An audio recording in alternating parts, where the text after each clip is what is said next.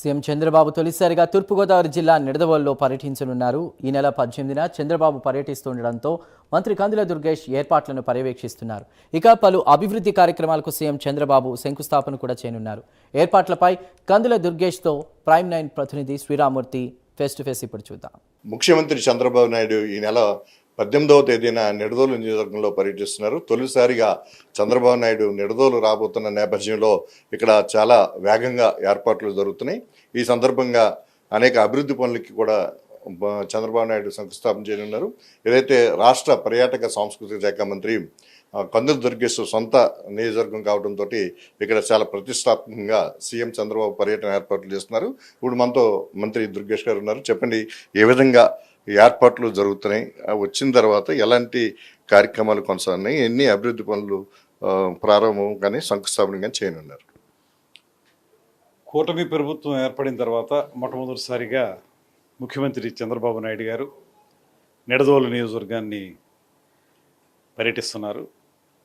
ప్రధానంగా ప్రతి నెల 3వ శనివారం నాడు ఈ స్వర్ణాంధ్ర స్వచ్ఛాంధ్ర కార్యక్రమం ఏదైతే ఉందో సాసా అంటాం కదా, ఆ కార్యక్రమంలో పాల్గొనడానికి కొన్ని ప్రాంతాలను ఎంచుకుంటారు. ఆ ప్రకారంగా ఈసారి నిడదవోలు నియోజకవర్గాన్ని ఎంచుకున్నారు. వారు ప్రత్యేకంగా వచ్చేది ఈ స్వచ్ఛాంధ్ర ఏ రకమైనటువంటి కార్యక్రమం నడుస్తుందనేటువంటి చూడడానికి, ముఖ్యంగా నిడదవోలు పట్టణంలో జరుగుతున్నటువంటి అభివృద్ధి కార్యక్రమాలను చూడడానికి వారు వస్తున్నారు. అక్కడ ఈ మధ్యకాలంలో ఒక 5.5 కోట్ల రూపాయలతోటి మాలకోడు చెరువు అనేటువంటి ఒక చెరువుని అభివృద్ధి చేయడానికి నిధులు శాంక్షన్ చేయించాం. దానికి సంబంధించి పనులు మొన్ననే ప్రారంభమయ్యాయి. వాటికి సంబంధించి ఏ రకంగా ఉంటుంది, అందులో ఆ చెరువు అంతా కూడా నిండిపోయినటువంటి తూటికాడ కానీ గుర్రపటెక్క కానీ వాటిని బయటికి తీసి వాటిని మళ్ళీ ఎరువుగా వాడుకోవటానికి, మెన్యూర్గా వాడుకోవటానికి, వర్మీ కంపోస్ట్ చేయడానికి ఏ రకమైన కార్యక్రమం చేస్తున్నాం, ఇవన్నీ కూడా రేపు ముఖ్యమంత్రి గారు పర్యవేక్షిస్తారు. దాంతోపాటు పట్టణంలో ఉన్నటువంటి మురుగునీరంతా కూడా ఈ మాలకోడు చెరువులోకి వచ్చేటువంటి పరిస్థితుల్లో దానికి పక్కనే సూయస్ ట్రీట్మెంట్ ప్లాంట్ని కూడా ఏర్పాటు చేస్తున్నాం. ఆ ఎస్టీపీ శంకుస్థాపన కూడా ముఖ్యమంత్రి గారు చేస్తారు.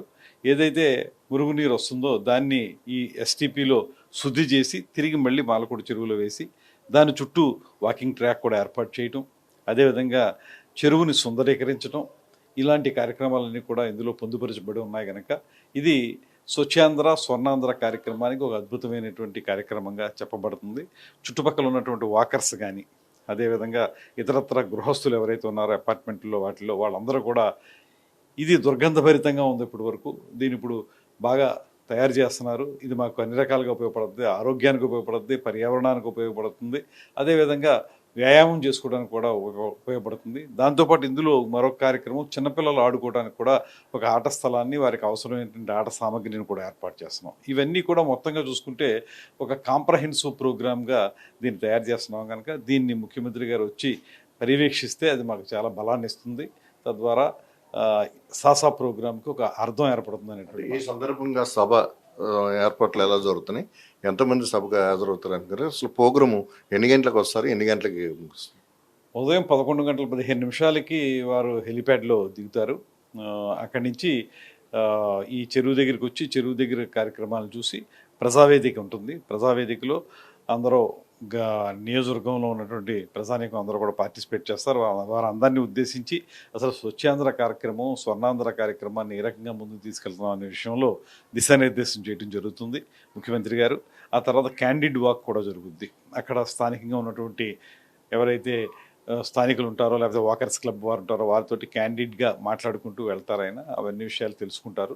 ఆ తర్వాత లంచ్ ఉంటుంది. లంచ్ అయిన తర్వాత మధ్యాహ్నం నుంచి తెలుగుదేశం పార్టీకి సంబంధించినటువంటి క్యాడర్ మీటింగ్ కూడా జరుగుతుంది. ఇవన్నీ కూడా ఆ మాలకోడు చెరువు దగ్గరలోనే పరిసర ప్రాంతాల్లోనే ఏర్పాటు చేసాం. ప్రజావేదిక కానీ, క్యాడర్ మీటింగ్ కానీ, హెలిప్యాడ్ కానీ విసినిటీలో ఉండేలాగా, అదేవిధంగా యాక్సెసిబిలిటీ ఉండేలాగా అన్ని విధాలుగా కూడా ఏర్పాటు చేసుకోవడం జరిగింది. దీనికి సంబంధించి పెద్ద ఎత్తున ఏర్పాట్లు కూడా చేస్తున్నాం. గడిచిన వారం రోజులుగా ఈ కార్యక్రమాలని ముందుకు తీసుకెళ్తా ఉన్నాం.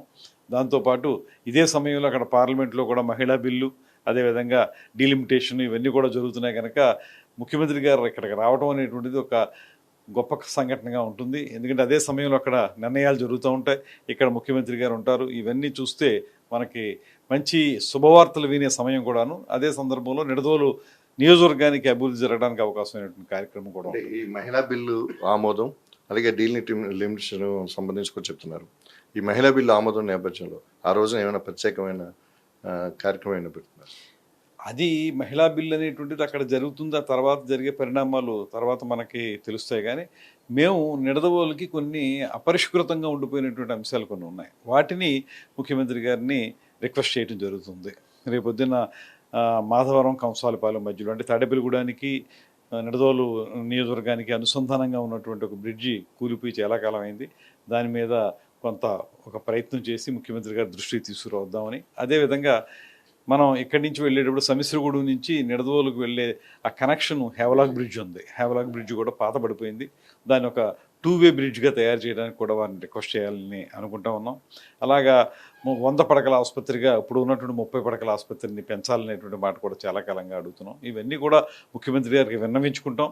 ముఖ్యమంత్రి గారు కూడా ప్రత్యేకంగా ఇక్కడికి వస్తున్నారు కనుక వారి ఆధ్వర్యంలో నిడదవోలు నియోజకవర్గానికి మంచి జరుగుతుందని మనస్ఫూర్తిగా నమ్ముతున్నాం. వారి పర్యవేక్షణలో వారి యొక్క పరిపాలనా దక్షత ఉన్నటువంటి నాయకునిగా ఆయన ఉన్నప్పుడు ఆయన టీంలో మెంబర్గా ఉండటం అనేది నాకు కూడా చాలా ఆనందకరమైనది విషయం. అదేవిధంగా వారిని రిక్వెస్ట్ చేసి నిడదవోలు నియోజకవర్గాన్ని అభివృద్ధి చేయడానికి అవసరమైనటువంటి ప్రతిపాదనలు అందజేస్తాం. అంటే ఇంతవరకు నిడదవోలు నియోజకవర్గంలో ఎలాంటి పనులు చేశారు? ఎన్ని కోట్ల రూపాయల పనులు చేస్తుంటారు? నియోజకవర్గానికి ఎమ్మెల్యేగా ఎంపికై అందరి ఆదరాభిమానాలతో వెంటనే ఉప ముఖ్యమంత్రి పవన్ కళ్యాణ్ గారి యొక్క ఆశీస్సులతోటి ముఖ్యమంత్రి చంద్రబాబు నాయుడు గారి టీంలో మంత్రిని అయిన తర్వాత నియోజకవర్గానికి ఇతోధికమైనటువంటి నిధులు తీసుకురావడం జరిగింది. ఒక పక్కన పల్లె పండుగ 1, మరొకటి పల్లె పండుగ 2, ఈ రెండింటిలో కూడా పంచాయతీరాజ్ శాఖ కూడా చూస్తున్నటువంటి ఉప ముఖ్యమంత్రి గారిని రిక్వెస్ట్ చేసి రమారమి మొదటి విడతగా ఒక 11 కోట్లు, రెండో విడతగా ఇంకొక 10 కోట్లు, ఇప్పుడు కొత్తగా సాస్కే కింద ఒక 28 కోట్లు వెరసి ఇవాళ 50 కోట్లు పైబడే తీసుకురావడం జరిగింది. వాటితోటి గ్రామీణ లింక్ రోడ్లు అన్నీ కూడా అద్భుతంగా తయారు చేసాం. వాటితో పాటు ఇవాళ ఆర్ఎన్బి నుంచి కూడా నిధులు తీసుకొచ్చి ఏవైతే చాలా కాలంగా వైఎస్ఆర్ ప్రభుత్వంలో ఒక తట్టెడి మట్టి కూడా వేయనటువంటి రోడ్లు ఏవైతే ఉన్నాయో పెద్ద పెద్ద గుంటలు పడిపోయి ఇవాళ ఎక్కడా కూడా నడవటానికి వీల్లేని పరిస్థితుల్లో ఉన్నటువంటి రోడ్లు ఏవైతే ఉన్నాయో వాటన్నిటిని కూడా బాగు చేసుకుని డీమపురం నుంచి పెరవలు వెళ్ళే రోడ్డు కానీ, చివటం రోడ్డు కానీ, అదేవిధంగా ఉండ్రాజవరం రోడ్డు కానీ, ఈ రోడ్లన్నింటినీ కూడా ఆర్ఎన్బి కింద తీసుకొచ్చి వాటిని సీసీ రోడ్లు చేయటం, అదేవిధంగా గ్రామాల్లో కూడా సీసీ రోడ్లు చేయటం, ఇవన్నీ అక్కడ టేకప్ చేసాం. దాంతోపాటు ప్రజలకు అవసరమైన ప్రతి కార్యక్రమాన్ని కూడా చేపడతా ఉన్నాం. ఈ ధాన్యం కొనుగోలు విషయంలో కూడా టార్గెట్లు పెంచుకుంటూ వెళ్ళి నియోజకవర్గాన్ని, ఎందుకంటే ప్యాడీ కల్టివేషన్ ఎక్కువగా ఉన్న నియోజకవర్గాల్లో ఇప్పుడున్న కొత్త జిల్లాలో నిడదవోలు నెంబర్ 1గా ఉంటుంది. అందువల్ల ప్యాడీ ప్రొక్యూర్మెంట్ కానీ వాళ్ళకి తీసుకున్నటువంటి ధాన్యానికి డబ్బు వాళ్ళ ఖాతాలో వేసేటువంటి ఇమీడియట్గా 24 గంటలు 48 గంటలు చెబుతున్నాం కానీ 6 గంటలకే వేసేసినటువంటి సందర్భాలు కూడా ఉన్నాయి. అలా చేయడంలో కూడా ప్రత్యేక చొరవ చూపించి సివిల్ సప్లైస్ మినిస్టర్ గారితో మాట్లాడి అవన్నీ చేయడం కూడా జరుగుతుంది.